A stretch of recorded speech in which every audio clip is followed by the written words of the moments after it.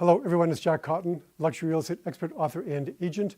We're crashing through our 12 deadly business planning sins. We're going to make them all history in our business planning endeavors. Today we're going to talk about number 9, which is not having time to execute. How often do you hear people say, how often do you say, I just don't have time. I don't have time to create a business plan.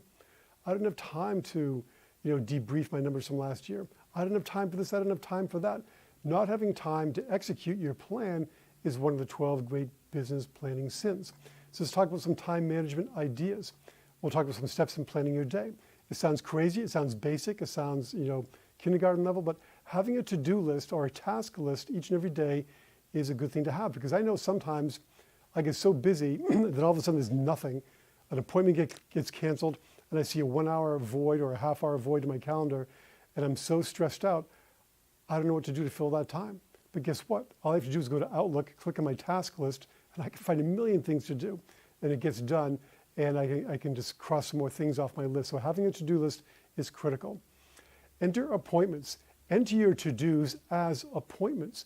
If there's something you need to do for yourself, make it an appointment, put it in your calendar, because it's more likely to happen when you do that.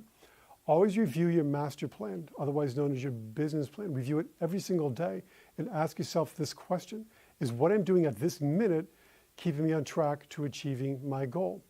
Identify items that you can delegate to other people. Maybe there's other people in your office who can do certain things for you. Figure out what they are and get it done. Plan your prime time.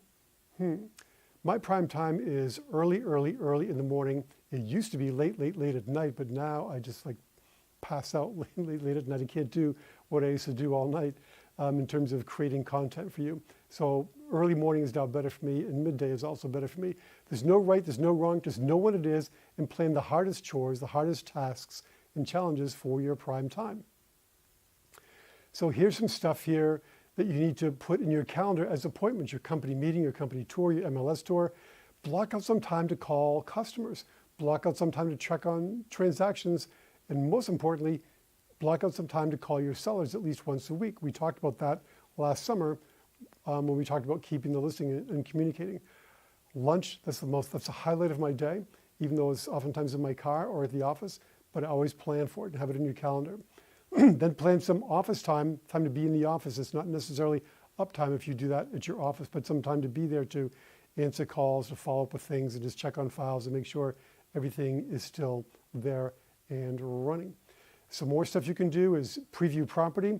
Even though you're going on your office tour and you're going on your MLS tour, it's a good idea to preview property, drive around, go look at things, go to other people's open houses so that you know what is out there competing with your own listings, and you're better positioned to talk about them when you're having your weekly conferences with your seller. Prospecting, block out some time for prospecting. If you prospected, an hour a week, you'd be ahead of 95% of all the agents in the business. Block out some time for practicing. We're the only profession where we practice on our clients. So practice with your pets if you want, but practice with somebody before you go out on a listing presentation. Do your presentation with another agent or a family member, or if that doesn't work, sit down with your dog or your cat and watch their facial expressions. They'll tell you if you're on the right track or not. Plan some days off. Plan some time for reading or study. Try to do an hour or two per day of reading and study. Make a goal of whatever it is. My goal is a book a week. I try to read a book a week. Do I reach that? No, but I still manage to read 25 or 30 books in the course of a year. And it helps me in my business, helps me become better at what I do. So more time savers, qualifying buyers and sellers saves time. The more information you can get about your buyers and sellers, the better you can do your job. Overpriced listings are the biggest waste of time in the business. So next time, some action items are to refine your perfect day, make your perfect day in real estate, download the business plan at luxurybusinessplan.com, and then don't forget to sign in, log in, check out luxuryrealestateunplugged.com. Until next time, make it a great week.